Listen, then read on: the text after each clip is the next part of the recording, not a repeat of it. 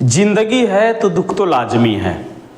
जिंदगी है तो दुख तो लाजमी है जनाब, वरना मरने के बाद तो जलने तक का एहसास नहीं होता। नमस्कार, मैं हूं शशि कुमार और आपके लिए फिर से उसी चैप्टर को कंटिन्यू आज से करते हुए, दरअसल कुछ टेक्निकल गड़बड़ी की वजह से बीच में क्लास जो है हो नहीं पाई। मैंने एक शायरी जो है आपको सुनाया, मैंने कहा आखिर क्यों कहा। सुबह में एक कैंडिडेट से हमारी बात हुई, स्टूडेंट से बात हुई। उनका ऐसा कहना था कि बीपीएससी का जो एग्ज़ाम था पीटी का, वो 17 का उन्होंने जो एग्ज़ाम दिया हुआ था प्री का, उसमें एक आध नंबर से उनका नहीं हो पाया। वो काफ़ी दुखी थे। दुखी इसलिए थे कि ये अप्रैल का जो मंथ चल रहा है, इसी अप्रैल में जो है बीपीएससी ने नोटिफिकेशन निकाला हुआ है कि बीपीएससी मेंस का एग्ज़ाम वो कंडक्ट करवाने वाली है 25 या 26 से जो है ना संभवतः होने वाला है। तो उनका ऐसा कहना था कि वो अगर एक आध नंबर से पास कर गए होते तो रिजल्ट होता और वो भी मेंस का एग्ज़ाम देते। काफ़ी दुखी थे। हमसे बातें हुई लगभग 10-15 मिनट। मैंने उनको समझाने की कोशिश की कि भाई दुख का आना भी ज़िंदगी में ज़रूरी है। दुख जब नहीं होंगे, दुख जो है एक वेपन्स होता है। आपको अगर झेलने का मौका मिल रहा है, अलग अलग तरीके से प्रॉब्लम्स आपके सामने क्रिएट हो रहे हैं, तो आप समझिए आप लकी हो। आपको प्रॉब्लम्स तो उस समय खूब होगा, लेकिन आपको छलांग मारना जो है वो दुख सिखाएगा। उसकी वजह से आप उड़ना सीखोगे। जीवन है क्या, इसको समझना सीखोगे। और यकीन मानिए कि गिरकर जो सफल होता है ना, वो महान होता है उनसे जो बिना गिरे सफल होते हैं। तो हमेशा इस बात को आप ध्यान रखोगे और आगे के तरफ बढ़ते जाओगे। सबके जीवन में दुख है यार, किसके जीवन में दुख नहीं है। तो इससे हड़बड़ाना नहीं है, थोड़ा सा भी घबराना नहीं है। इसको अच्छे से कंटिन्यूअसली जो है काम करते रहिए। आज नहीं तो कल होगा, कल नहीं तो परसों होगा। डिटर्मिनेशन चाहिए। मैंने उनको ये सारी बातें बताई। चलिए आगे देखते हैं। हमने छोड़ा हुआ था आपको मिएंडर्स से पढ़ाना है। विसर्प, चक्कर भी आप कहते हैं, घुमाव इसको कहते हैं। भाई आज से ज्योग्राफी का क्लास फिर से कंटिन्यू मैं कर रहा हूँ। मैं फिर से बता दूं कि ये गैप जो हुआ वह टेक्निकल गड़बड़ी की वजह से हुआ है ना। आज से जो है फिर से इसको आगे की तरफ बढ़ाते हुए हमारा जो पहला आज का टॉपिक होगा वो है मिएंडर्स। इसको हम लोग समझने का काम करते हैं। मिएंडर्स है क्या? मिएंडर है ना, इसको हम विसर्प बोलते हैं। क्या बोलते हैं भाई? विसर्प बोलते हैं। ये आप देखेंगे इसको कहीं कहीं देखिएगा ना आप, तो इसको घुमाव भी बोलते हैं। इसको घुमाव भी बोलते हैं, इसको चक्कर भी बोलते हैं। वो अलग अलग नामों से इसको जो है भाई हमारे भूगोल के वैज्ञानिकों ने इसको सजाया है, नाम दिया हुआ है, नामकरण किया है भाई मिएंडर्स। तो एक जो है ना, आप पहले इसको देखें। आप सिंपली क्या है, इसको बोला जा रहा है भाई लार्ज बेंड्स। क्या बोलते हैं भाई? लार्ज बेंड्स है ना, लार्ज बेंड्स। अब ये लार्ज बेंड्स कहाँ भाई? आप देखोगे इन द रिवर है ना, large bends in the rivers. इसी को हम क्या बोल रहे हैं? इसी को मिएंडर बोलने का काम कर रहे हैं भैया। आप देखोगे विसर्प बोलने का काम कर रहे हैं है ना। आप देखोगे विसर्प, चक्कर, इसको समझते हैं चक्कर। समझ में आ रहा है? चलिए देखते हैं। देखिए मिएंडर जब नदियों में ज्यादा घुमाव होता है तो उसको मिएंडर बोलते हैं। आपको एक पिक्चर बना के मैं दिखाता हूं। पिक्चर काफी शानदार होने वाला है और ये क्लास भी काफी शानदार होने वाला है। ठीक है, आप इस कदर देखोगे ऐसे, इस तरीके से आप देखिए। ठीक है, अब यहां पे आप देखोगे सिंपली ये वाला, ये समझ लीजिए भाई नदी है। क्या है? नदी है। इस नदी का नाम जो भी हो, इस नदी का आज हम नामकरण कर दे रहे हैं भाई गुलबहार है ना, इस नदी का नाम है गुलबहार रिवर। गुलबहार रिवर ये हिमालयन रिवर है। आप मान लो यार हिमालयन नदी है। सिंपली आप देखोगे ये नदी है। अब आप देखोगे यहाँ पे मैंने अब इसको टेढ़ा मेढ़ा मैंने बनाया हुआ है, तो अगर इसको बांटेंगे ऐसे इस तरीके से तो इसका एक भाग हो गया, यहाँ से आपको दूसरा तीसरा दिखाई दे रहा होगा, ये फर्स्ट, ये सेकंड और ये थर्ड हो रहा होगा। ये घुमावदार दिखाई दे रहा है आपको। आप इस रिवर की जब बात करोगे सिंपली तो ये घुमावदार, इस नदी में काफी चक्कर दिखाई दे रहे हैं। इसी को हम क्या बोलते हैं भाई? इसी को मीएंडर्स बोलते हैं। इसी को मीएंडर्स बोलते हैं। अब यहाँ एक चीज देखना है, मैंने इसको 3 भागों में क्यों डिवाइड किया है ना, बांटा क्यों है, इसको समझिए अच्छे से, आप समझोगे। जैसे आप देखोगे जब नदी का पानी जब यहाँ पे आएगी सिंपली, है ना, तो इस तरीके से घुमा हुआ है ना। आप देखोगे राइट साइड से ये घुमा हुआ है सिंपली। आप जब देखोगे नदी का पानी, जब जहां भी नदी आपने देखा हो तो नदी के पानी में आप देखिएगा उसमें स्पीड होता है सिंपली। खास करके हिमालयन रिवर्स की जब बात करोगे तो हिमालयन रिवर्स जो जब वहां से निकलती है हिमालय से और प्लेन एरिया में आती है तो उसका स्पीड जो है ना आप देखोगे वहां पे थोड़ा ज्यादा रहता है। वजह क्या होता है कि हाइट से निकल के प्लेन लैंड पे वो आती है, ठीक है। और प्लेन लैंड पे जब जाती है आगे की तरफ तो प्लेन लैंड पे, ये बात हमेशा ध्यान रखना, ये जब आप देखोगे मीएंडर्स की जब हम बात करेंगे ना, आप देखिएगा मीएंडर्स की जब हम बात करेंगे सिंपली तो ये मीएंडर्स जो है ये आपको कहां दिखाई देगा? प्लेन लैंड में, है ना, प्लेन लैंड में। मीएंडर्स आपको सिंपली प्लेन लैंड में दिखाई देगा। प्लेन लैंड में ही क्यों? प्लेन लैंड में ही क्यों? आपको एक एग्जांपल हम देते हैं। जैसे आप एक गिलास पानी ले लेना, गिलास जो है घर से आप निकालिए, जबरदस्त वाला गिलास, कोई आवश्यकता नहीं है, जो भी गिलास हो आप निकाल लीजिए। एक गिलास ले लीजिए, उसमें एक गिलास पानी भर लीजिएगा, ठीक है ना। और आप अगर सेकंड फ्लोर पे हैं अपने घर पे, ऊपर छत पे हैं, उसके माध्यम से नीचे सीढ़ियों से आते हैं, ठीक है ना, तो आप एक गिलास पानी सीढ़ी पे फेंकोगे तो कोई मजा नहीं आएगा, समझ में नहीं आएगा सर क्या बोले। आप एक बकेट पानी आप ले लो, एक बाल्टी पानी ले लो और सीढ़ी से आप उस पानी को गिरा दो। आप देखोगे कि ठीक है भाई, दोनों तरफ जो है ना रेलिंग बना हुआ होगा एक तरीके से, है ना, दोनों तरफ दीवारें होंगी सिंपली, तो वो पानी जो है इधर उधर नहीं जाएगा। लेकिन फिर भी आप देखोगे कि उस एक बाल्टी पानी जो आपने सीढ़ियों से नीचे गिराया उसमें काफी स्पीड होगी, काफी तेजी से वह नीचे की तरफ आएगी। तो काफी तेजी से जब रिवर पहाड़ से नीचे की तरफ आएगी ना तो उसमें इधर उधर कटने का पानी नाम नहीं लेगा। सिंपली वही एक बाल्टी पानी नीचे ला करके अपने घर के फर्श पे ऐसे ले करके आप पूरा जोर से जो है फेंकना, तो आप देखोगे जिस तरीके से सीढ़ियों से पानी आपने फेंका और जिस स्पीड में नीचे की तरफ आई, यानी कि ज्यादा इधर उधर राइट और लेफ्ट मुड़ने का पानी ने नाम नहीं लिया, लेकिन वही पानी आप फर्श पे फेंकोगे जहां प्लेन एरिया होगा तो वो पानी जो है ना स्पीड जहां तक आपका रहेगा वहां तक तो थोड़ा स्पीड में एक तरफ जाएगा, लेकिन जैसे ही वो स्पीड कम होगा वो पानी जो है चारों तरफ क्या हो जाएगा? स्कैटर्ड हो जाएगा, छिटा जाएगा भाई, अलग अलग जो है अपने डायरेक्शंस में चले जाएंगे सिंपली। तो प्लेन लैंड होने का वजह क्या है? आप देखोगे यही है। पानी क्या भैया? पानी आप देख रहे हो लिक्विड है, और लिक्विड आप देखोगे सिंपली प्लेन लैंड पे जब आएगा सिंपली तो क्या होगा? उसके डायरेक्शंस अलग अलग हो जाएंगे भाई। तो ये वजह होता है इसका मीएंडर्स बनने का, प्लेन लैंड पे ज्यादातर बनता है। दूसरा आप रीजन देखोगे कि टेढ़ा मेढ़ा क्यों बनता है? पानी में जब स्पीड होगा, यहाँ ये वाला डायरेक्शन आप देखिए, ये वाला यहाँ पे मैंने यहाँ पे जो बनाया इस वाले डायरेक्शन पे, यहाँ पे जब आप देखोगे सिंपली तो यहाँ पे पानी जब यहाँ पे सिंपली यहाँ पे आकर के टकराएगी तो यहाँ कटाव ज्यादा होगा ना। आप देखोगे इसको इरोजन बोलते हैं, इस वाले भाग में इरोजन ज्यादा होगा। इरोजन को कहते हैं कटाव, है ना, इरोजन क्या कहते हैं? कटाव बोलते हैं। और यहाँ पे आप देखेंगे डेपोजिशन ज्यादा होगा। यहाँ पे क्या करोगे? आप लिखोगे भैया यहाँ पे डेपोजिशन ज्यादा होगा, यानी कि यहाँ पे जमाव ज्यादा होगा। सेम प्रोसेस सेकंड वाले भाग में आप देखोगे तो फिर पानी जब ऐसे आ रही है तो इस वाले पार्ट में सिंपली इस वाले पार्ट में पानी जो है ना टकराएगी ना, आप देखोगे तो इस तट की जब हम बात करेंगे तो फिर यहाँ पे कटाव ज्यादा होगा, यहाँ पे इरोजन ज्यादा होगा, है ना।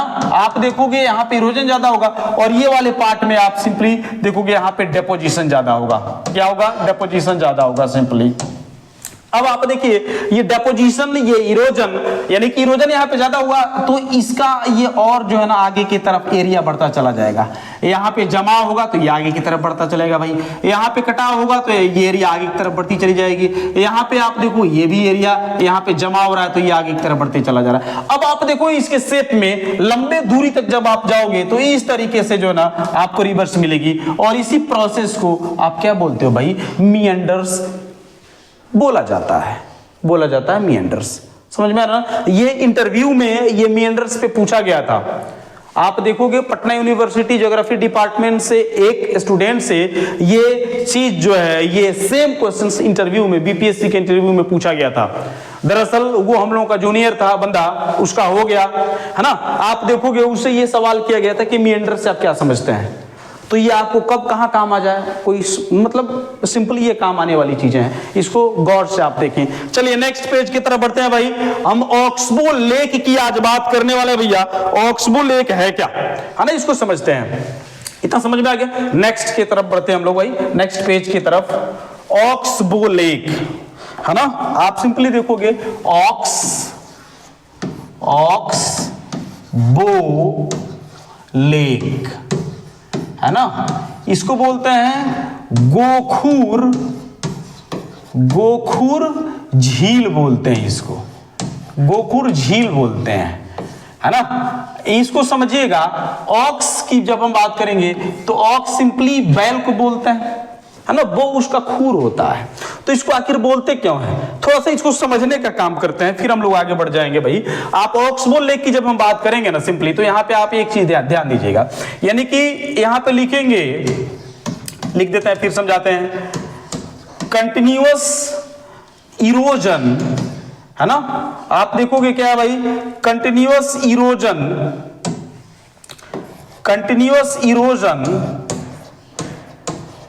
And deposition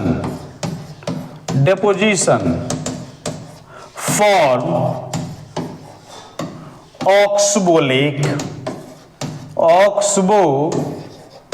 lake. यानी यहां पे दो मैंने वर्ड दिया, आपको कंटिन्यूअस भी मैंने लिखा हुआ, ध्यान दीजिएगा। कंटिन्यूअस इरोजन पहला वर्ड है, डेपोजिशन हमारा दूसरा वर्ड है। लगातार कटाव और जमाव इस गोखुर झील के निर्माण का कारण बनता है। लगातार कटाव और जो है जमाव गोखुर झील के निर्माण का कारण बनता है। अब समझने का काम करते कैसे, जैसे इससे पहले जस्ट मैंने मीएंडर्स आपको पढ़ाया, है ना, अब इसी से हम लोग समझने का काम करते हैं। मीएंडर्स में मैंने क्या बताया आपको, ध्यान दीजिएगा, दो फिगर बनाना होगा यहाँ पे, आप देखोगे इस तरीके से मैंने बनाने का काम किया था, इस तरीके से मैंने बनाने का काम किया था। ये आपको जो जिगजैग फॉर्म है इसका, इसको मैंने क्या बोल दिया, इसको मैंने बोला हुआ था भाई मिएंडर, है ना, इसको मैंने क्या बोला, चक्कर, इसको मैंने क्या बोला भाई, मिएंडर, चक्कर, है ना। आप देखोगे सिंपली अब इस जिगजैग फॉर्म को आप मिएंडर बोल रहे हो, चक्कर बोल रहे हो। मैंने यहाँ पे दो चीजें बताई थी, यहां से वाटर जब आएगा सिंपली इस वाले डायरेक्शन में, तो यहाँ पे वाटर जो है ना आकर के इस तट से टकराने का काम ज्यादा होगा, तो यहां पे इरोजन होगा। क्या हो जाएगा, इरोजन, यानी कि कटाव कहते हैं। इस वाले पार्ट में जमाव ज्यादा होगा, क्या होगा, जमाव ज्यादा होगा, डिपोजिशन ज्यादा होगा। ये दो प्रोसेस जो होता है ऑक्सबो लेक का निर्माण करता है। ऑक्सबो लेक बनते हैं भाई इसी के वजह से सिंपली। अब एक और फिगर हम बनाते हैं, इसको ध्यान से आप समझिएगा। जैसे आप देखोगे, ये समझ लेना है आप लोगों को भाई इस तरीके से, चलिए ठीक है ना। अब यहां पे आप देखो सिंपली इसको इरेज कर देते हैं, फिर आपको अच्छे से समझ में आएगा। थोड़ा सा जो है आप तो समझ गई है, अभी हम समझा रहे हैं, आप समझ लीजिएगा। इसको इरेज करने में थोड़ा सा टाइम लगेगा, देख रहे हैं ना बनाने में कितना टाइम लग रहा है, इरेज करने में बस कुछ सेकंड में खत्म। लाइफ ही हमारा ऐसे ही है, इसको बनाने में काफी टाइम लगता है, बनने में कब निकल जाइएगा, उधर से चिट्ठी आया आप निकल जाइएगा यहाँ से, ये लोग टू वो लोग। तो इसीलिए जितना अच्छा हो सके, बाइबल में एक बात भी लिखा हुआ है, do all the good you can, जितना अच्छा हो सके जीवन में उतना अच्छा कीजिए। कब निकल जाइएगा यहाँ से वहाँ, ये लोग टू वो लोग, फिलॉसफी जिनका होगा एह लोक और ओह लोक पढ़ते होंगे, मेंस में फिलॉसफी जिनका होगा एह लोक और ओह लोक बखूबी आप समझ रहे होंगे। कब ये लोग वो लोग पहुंच जाइएगा कोई ठीक नहीं है भाई, जितना अच्छा हो सके उतना अच्छा कर लो, ठीक है। अब आप देखोगे यहाँ पे मैंने क्या बताया, यहाँ पे ऑक्सबोलेक समझो इसको कि ये मिएंडर है। अब मिएंडर से ऑक्सबोलेक बन कैसे जाता है, मैंने क्या बताया यहाँ पे आपको इरोजन ज्यादा होगा। क्या होगा, इरोजन ज्यादा होगा। इरोजन दैट मींस कटाव ज्यादा होगा यहाँ पे, ठीक है ना। अब यहाँ पे डेपोजिशन ज्यादा होगा। यहाँ पे क्या होगा भाई, यहाँ पे डेपोजिशन यानी आप देखिएगा कि जमाव, ठीक है ना। अब यहाँ पे जब जमाव होगा, यहाँ पे इस वाले भाग में यहाँ पे कटाव होगा, तो ये वाला एरिया हमारा बढ़ता चला जाएगा, ये वाला एरिया क्या ऐसे बढ़ता चला जाएगा, है ना। अब सेम प्रोसेस यहाँ पे होगा, यहाँ पे कटाव होगा, यहाँ पे भी क्या होगा, यहाँ पे इरोजन हो जाएगा। यहाँ पे क्या होगा, यहाँ पे इरोजन हो जाएगा। इरोजन दैट मींस कटाव, ध्यान रखना इस बात को। और यहाँ पे आप देखोगे यहाँ पे डेपोजिशन होगा। क्या होगा, डेपोजिशन, यहाँ पे जमाव होगा। सेम प्रोसेस आप देखोगे, यहाँ पे अब पानी आ रहा है तो यहाँ पे क्या हो जाएगा, यहाँ पे इरोजन होगा। आपको लग रहा होगा सर बार बार ये क्यों लिख रहे हैं, ये समझाना जरूरी है ना। यहाँ पे डेपोजिशन होगा, ध्यान दीजिए, ये कंटिन्यूअस हो रहा है डेपोजिशन, दैट मींस जमाव हो रहा है, जमाव हो रहा है। तो आप देखोगे ये जो प्रोसेस होगा तो आगे का भाग बढ़ रहा है, इधर वाला भाग बढ़ रहा है, इधर वाला भाग भी बढ़ रहा है, यहाँ पे भी कटाव हो रहा है भैया, तो आगे की तरफ ये बढ़ रहा है। अब होता है कि ये कटाव होते होते एक्चुअली क्या होता है, हमारे यहाँ हिमालयन रिवर नदी तो दो तरीके की होती है, सिंपली आगे पढ़ाएंगे हम। नदी दो तरीके की होती है, एक जो है सिंपली आप देखोगे एक नदी जो है हिमालयन रिवर है, जो हिमालय से निकल के आती है, भाई हिमालयन रिवर कहता है। एक पेनिनसुलर रिवर है जो पेनिनसुलर एरिया से निकल के आती है, that is called peninsular river. तो ये पेनिनसुलर, अब आप देखोगे ये ज्यादातर ऑक्सबोलेक आपको हिमालयन रिवर में ही देखने को मिलेगा, ये भी बात हमेशा ध्यान रखो। ज्यादातर ये ऑक्सबोलेक हिमालयन रिवर में इसलिए देखने को मिलेगा क्योंकि ये हाई एल्टीट्यूड से निकलती हैं। हाई एल्टीट्यूड से निकलेंगी भाई, नदियों का जो वाटर का जो वहां स्पीड वेलोसिटी होगा वो काफी होगा, और वहीं गड्ढा बनाएगी, वहीं तोड़ेगी, बाद में डेल्टा बनाएगी, ये तमाम तरीके की चीज यही जन नदियां बनाती हैं। अब आप देखोगे बाढ़ भी इसी नदियों में ज्यादा आता है, ध्यान रखिएगा, क्योंकि लंबी कोर्स की रिवर होती हैं, एरिया ज्यादा होता है भाई, ग्लेशियर मेन सोर्स होता है ना। और हिमालयन रीजन में रेनफॉल भी ज्यादा होता है, तो ये तमाम वजहों से आप देखोगे पर ईयर जो है ना इसमें बाढ़ भी बहुत ज्यादा आती है भाई। तो ये प्रोसेस हो रहा है आपका deposition erosion, erosion deposition, erosion deposition, कटाव जमाव, ये प्रोसेस हो रहा है। अब आपको देखना यहाँ पे है कि साल में ये प्रोसेस तो चल रहा है, लेकिन साल में आप देखोगे फ्लड भी आता है। अब जैसे ही फ्लड आएगा तो फ्लड की स्थिति उस समय ज्यादा होगी। फ्लड इन द सेंस कि वो ओवरफ्लो होगा, जब ओवरफ्लो होगा यानी कि जो वाटर होगा भाई वो ज्यादा वहां पे ज्यादा देखने को मिलेगा, स्पीड उसका ज्यादा होगा, है ना। अब आप देखोगे फ्लड जब आएगी भाई तो ये पानी जो है ना ज्यादा इस तरीके से घूम करके जाने का उसके पास टाइम नहीं होगा। आप देखोगे पानी सीधा सीधा चली जाएगी यहाँ पे, सिंपली आप ऐसे जो है ना वाटर जो है सिंपली जो कटा हुआ है ये वाला भाग और ये वाला भाग, ये दोनों भाग एक्चुअली डिस्टेंस काफी कम हो जाएगा ना कटाव की वजह से। दोनों भाग जब कम हो जाएगा, अगले साल बाढ़ होगी तो सिंपली ये पानी क्या हो जाएगा, सीधा यहां से घूम करके नहीं सीधा आ जाएगा। और जब सीधा आएगी पानी यहाँ पे जो है ये वाला पार्ट जो है सिंपली, ये वाला जो है सिंपली आप देखिएगा यहाँ पे फ्लड में एक्चुअली क्या होगा कि पानी ज्यादा होगा, तो अब इसके पास इतना टाइम है नहीं कि ये घूम करके आए, सीधा सीधी जो है ये निकल आएगा। कभी कभी ऐसा हमारे जीवन में भी होता है कि हम लोग ज्यादा घूम करके नहीं सीधा निकल जाना चाहते हैं। फ्लड भी ऐसे ही सोचता है भाई घूम करके कौन जाएगा यार, मजा नहीं आएगा, नहीं घूम करके जाने में मजा नहीं है भाई, सीधा चलो। तो सीधा जो है आप देखिएगा ये नदी आएगी। तो ये वाला जो पार्ट है ना हमारा, ये वाला पार्ट, अब यहाँ पे मैं आपको बता रहा हूं ये वाला पार्ट जो है आपको छूट रहा है कि नहीं छूट रहा है, ये वाला सिंपल ये वाला देखिए यहाँ पे ये वाला पार्ट, ये वाला एरिया जो है आपका छूट गया ना, ये वाला पार्ट आपका एरिया छूट गया, जो मैंने यहाँ पे बनाया हुआ है ये वाला पार्ट यहाँ पे छूट गया, इस तरीके से ये बन जाता है ये वाला पार्ट। और इसी को हम क्या बोलते हैं, ऑक्सबो लेक बोल देते हैं, ऑक्सबो लेक हम बोलते हैं, यानी कि इसको गोखुर झील बोल देते हैं। क्या बोलते हैं, गोखुर झील बोलते हैं। कोई दिक्कत यहाँ तक? गोखुर झील बोलते हैं। हालांकि ये गोखुर झील परमानेंट नहीं होता है, ये गोखुर झील परमानेंट नहीं होता। ये काफी जबरदस्त यहाँ पे जो है ना, यहाँ पे जब आप जाओगे तो यहाँ पे वेजिटेशन आपको काफी शानदार देखने को मिलेगा। वेजिटेशन, वनस्पति है ना, आप देखोगे वनस्पति आपको शानदार इन जंगलों में, आई मीन इन झीलों के आसपास दिखाई देगी। वनस्पति काफी शानदार। अब वनस्पति की वजह से इसका जो पनोरमा होता है, इसका जो नजारे होते हैं वो काफी जबरदस्त होते हैं। तो यहाँ के नजारे जबरदस्त होते हैं, यहाँ की वनस्पतियां जो है जबरदस्त देखने को मिलती हैं भाई। ऑक्सबो लेक की वजह से यहाँ पे वाटर जो है जबरदस्त रहता है, तो आसपास का जो एरिया रहता है वो फर्टाइल रहता है, मॉइस्चर्स लैंड में बने रहते हैं। लेकिन दुख के साथ बोलना पड़ रहा है कि तेलंगाना वगैरह साउथ में जो जंगल काटे जा रहे हैं, पता नहीं कौन दिमाग लगा के काट रहा है लोग। इस विकास के नाम पे जो है पूरी दुनिया को बर्बाद करने पे लगा हुआ है लोग। पूरी दुनिया बर्बाद हो रही है इस विकास के नाम पे। आपको मालूम है हमारे यहाँ का जो है एयर क्वालिटी इंडेक्स जो है वो मॉडरेट है। एक मिनट में फिर आ जाऊंगा इस पे। मॉडरेट हमारी सेंट्रल गवर्नमेंट के माध्यम से है 60 to 91।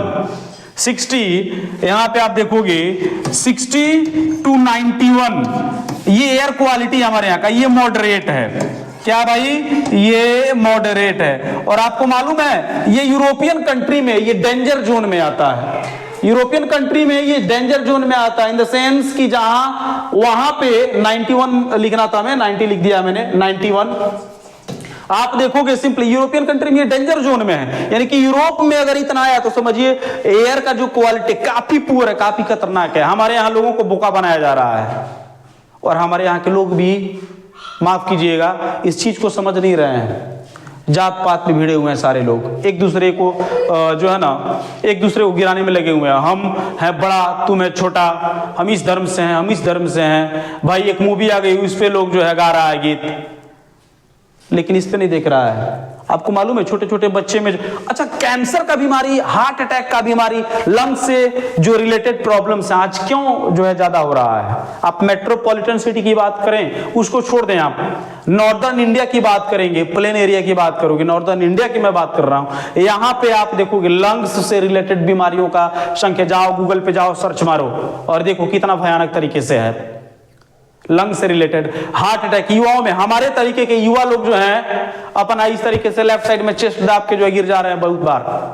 हार्ट अटैक का बीमारी ये सारा पॉल्यूशन की वजह से हो रहा है। और वजह क्या है? पॉल्यूटेंट्स एयर में जो है काफी तेजी से जो है ना क्या कर रहे हैं भाई, इतने माइक्रोग्राम के हैं, बाल से भी छोटे, कि हम एयर लेंगे, ब्रीदिंग के माध्यम से वो हमारे लंग्स में चले जाएंगे और डिफरेंट काइंड्स ऑफ डिजीज हमारे सामने देखने को मिलेगी। और उसका एक ही कारण है, पेड़ों की कटाई। पेड़ों की कटाई, विकास के नाम पे इस देश को बर्बाद करना रोको, नहीं तो हम बर्बाद हो जाएंगे, पूरी दुनिया बर्बाद हो जाएगी, पूरी दुनिया बर्बाद हो जाएगी। इसीलिए आप देखेंगे पढ़े लिखे जो भी लोग हैं, इस पे कैंपेन चलना चाहिए यार। विकास के नाम पे पूरा जंगल काट रहा है, हमारा जो लाइफ चेन है वो बर्बाद हो जाएगा।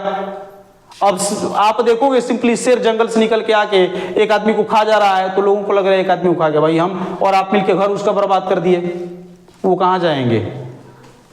शर्म करना चाहिए भाई। आप देखोगे जो मोर है उसको नेशनल एनिमल का जो है, नेशनल बर्ड का जो है ना, आप देखोगे हमारे यहाँ रिकॉग्निशन मिला हुआ है, वो बेचारा चिल्ला रहा है, मर रहा है। टाइगर्स, छोटे छोटे जानवर, हमारा लाइफ चेन खराब हो रहा है। बायोलॉजी में जो आप पढ़े हैं, हमारा इकोसिस्टम खराब हो रहा है, हमारी आप पूरी की पूरी एनवायरमेंट खराब हो रही है, हमारा पूरा का पूरा फ्यूचर बर्बाद हो रहा है। और ये मंत्री जो है भाई अंगूठा छाप, इनको समझ में नहीं आ रहा है। और हमारे यहाँ के युवा जो है चुपचाप बैठे हुए हैं, है ना, हमें फंसा दिया गया कुछ कुछ टॉपिक को देकर के। खैर जो भी है, ये इसके ऊपर जरूर सोचना आप, ठीक है ना। ये रहा हमारा ऑक्सबो लेक। भाई ये बोलना लाजमी था, ये बोलना लाजमी था, इसलिए मैंने बोल दिया, ये बोलना लाजमी था। भाई उसको तो बेनिफिट मिल गया, जो टेंडर लिया हुआ है उसको बेनिफिट, और वहां का जो मंत्री है उसको बेनिफिट, करोड़ों अरबों में बेनिफिट। भाड़ में जाए जनता, आप जाओ भाड़ में, आपके बच्चे जाए भाड़ में, उससे उसको क्या मतलब है? उससे उसको क्या मतलब है? ये हम लोगों को सोचने की आवश्यकता है। मैं क्लास में बोल रहा हूँ, आप सुन लोगे, बात खत्म, और कुछ होने वाला नहीं। खैर जो भी है, इस पे कार्रवाई होना चाहिए। भाई सेंट्रल गवर्नमेंट को मैं बता दूं, सेंट्रल फॉरेस्ट जो है वो कंकरेंट लिस्ट में आता है। स्टेट जो वहां पे कैंपेन चला रही है फॉरेस्ट को काटने का, ऐसे कई सालों से, अभी इंप्लीमेंट कर दिया उसको। फॉरेस्ट कंकरेंट लिस्ट में आता है। कंकरेंट लिस्ट का मतलब होता है भाई कि उस पे जो है सेंट्रल और स्टेट दोनों कानून बना सकते हैं। लेकिन इस केस में अगर ऐसा जो अभी चल रहा है, अगर सेंट्रल गवर्नमेंट कानून बनाती है तो उसके कानून को प्रभावी माना जाएगा। सेंट्रल गवर्नमेंट जो है ना इंटरवीन नहीं कर रही है, ये भी बहुत बड़ा जो है ना पॉलिटिक्स ऐसा है ना जिसका हद हिसाब नहीं है। सेंट्रल गवर्नमेंट को वहां पे इंटरवीन करना चाहिए। हमें मालूम है 24.62% जो ना हमारे यहाँ फॉरेस्ट है।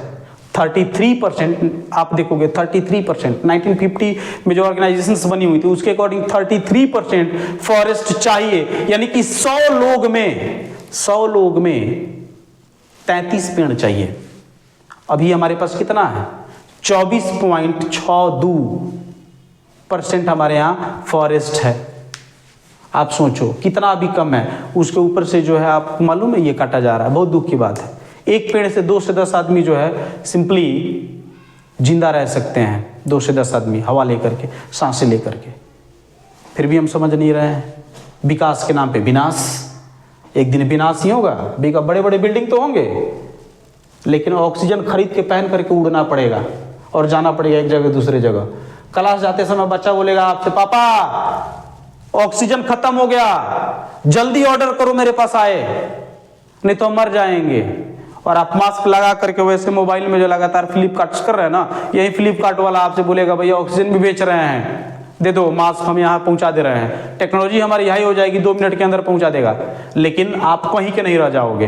बड़ी बड़ी बिल्डिंग्स होंगी, पैसा बहुत होगा, गाड़ियां होंगी, आपका स्वास्थ्य ठीक नहीं रहेगा। आपका स्वास्थ्य ठीक नहीं होगा। अभी 60 साल है अप्रॉक्स, उस समय आप क्या पता 20 साल तक ही जियो। 20 साल ही बहुत है। तो फ्यूचर बचाना है तो भाई समझो ज्योग्राफी वाले सर क्या बोल रहे हैं, नहीं तो स्वाहा होगा, स्वाहा। खैर जो भी है आगे